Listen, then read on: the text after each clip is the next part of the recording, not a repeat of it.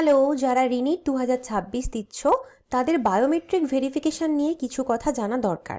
NTA কালকে ওদের official ওয়েবসাইটে একটা সার্কুলার রিলিজ করেছে, সেখানে বায়োমেট্রিক ভেরিফিকেশন নিয়ে কী বলেছে তোমাকে আমি বলে দিই। আর আমার মনে হয় এখানে তোমার কিছু জিনিস কিন্তু জানা উচিত পরীক্ষার হলে যাওয়ার আগে।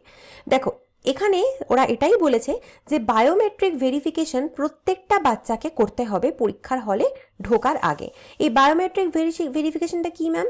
এটা হচ্ছে আইদার তোমার ওরা ফিঙ্গারপ্রিন্ট নেবে অথবা তোমার মুখে স্ক্যান করবে, হ্যাঁ, ফেশিয়াল রেকগনিশন যেটাকে বলে সেটাকে স্ক্যান করবে, বা তোমার ফিঙ্গারপ্রিন্ট নেবে, যে জায়গায় যেরকম সিস্টেম থাকবে, বা দুটোই করতে পারে কোনো কোনো জায়গায়।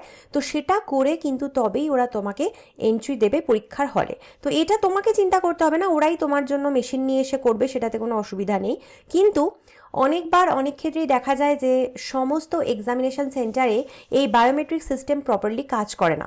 হতে পারে হয়তো যে ডিভাইসের প্রবলেম রয়েছে কোনো, এখানে যেরকম দেখো লিখে দিয়েছে যে কোনো ডিভাইসের সমস্যা থাকতে পারে, বা তোমার বায়োমেট্রিক ডেটার কোনো প্রবলেম থাকতে পারে, ওয়াইফাই ইস্যু থাকতে পারে, অনেক রকমের প্রবলেম হতে পারে, যার জন্য হয়তো তোমার প্রপার স্ক্যানিংটা হলো না। সেক্ষেত্রে কি তোমাকে ঢুকতে দেবে না? সেটা নয়, তোমাকে ঢুকতে কিন্তু দেবে।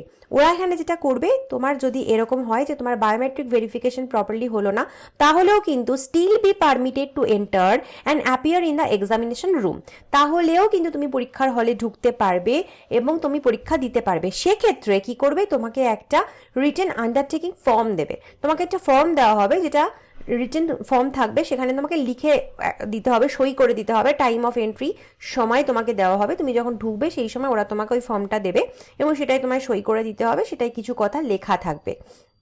এবার তোমাদের একটা জিনিস জানা উচিত, কোনো এক্সামিনেশন সেন্টারে যদি কোনো গার্ড ঝামেলা করে যে তোমার বায়োমেট্রিক হচ্ছে না, ঢুকতে দেবো না, সেক্ষেত্রে কিন্তু ক্লিয়ারলি তুমি বলবে যে এনটিএ প্রপারলি বলে দিয়েছে যে বায়োমেট্রিক যদি আমার নাও হয় তাহলেও কিন্তু আমাকে পরীক্ষা দিতে দেওয়া হবে, আমাকে একটা আন্ডারটেকিং ফর্ম দেওয়া হবে, সেটা আমি সই করব এবং আমি পরীক্ষা দেব।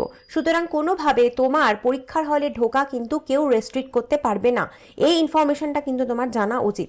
এবং এটা শুধু নয়, আরেকটা জিনিসও আমার মনে হয় তোমাদের জানা খুব প্রয়োজন। এনটিএ ক্লিয়ারলি বলে দিয়েছে যে এই বায়োমেট্রিক ফর্ম নিয়ে কোনো রকমের যদি তোমাকে ডিস্টার্ব করার থাকে, সেটা কিন্তু 2টোর আগে বা 5টা 15-র পরে করতে হবে।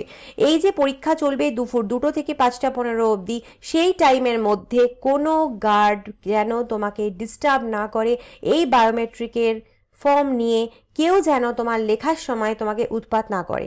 এই দুটো পয়েন্ট আমি তোমাকে কেন মাথায় রাখতে বলছি, এটার আরও একটা কারণ রয়েছে। সেইটা হলো এটা, আমি প্রত্যেকবার শুনতে পাই অনেক বাচ্চা তোমরা এসে আমাকে বলো যে ম্যাম যখন পরীক্ষা দিই প্রচণ্ড ডিস্টার্ব করে কিছু কিছু জায়গায় গার্ডরা, এত ডিস্টার্ব করে যে ভীষণ ডিস্ট্রাকশন হয়, ওরকম করলে কি পরীক্ষা দেওয়া যায়? এবং আমি কিন্তু এটার সাথে 100% একমত। পরীক্ষার সময় এতবার অসুবিধা করলে, আর নিট পরীক্ষা তো সহজ পরীক্ষা নয়, যথেষ্ট মাথা খাটাতে হয়, তাহলে ডিস্ট্রাক্টেড হয়ে গেলে খুব মুশকিল। তাই জন্য তোমাদের এটা মাথায় রাখতে হবে, এনটিএ প্রপারলি বলে দিয়েছে যে কোনো উৎপাত যেন 2টো থেকে 5টা 15-র মধ্যে না করা হয় এই বায়োমেট্রিক বিষয়ে।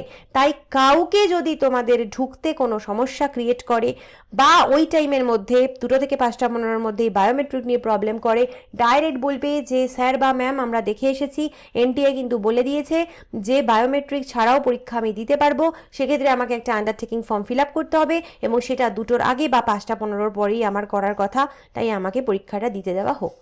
এইটুকু বলার ছিল। যদি আবার কোনো ইম্পর্টেন্ট ইনফরমেশন দেওয়ার থাকে নিশ্চয়ই দিয়ে দেবো। Bye bye.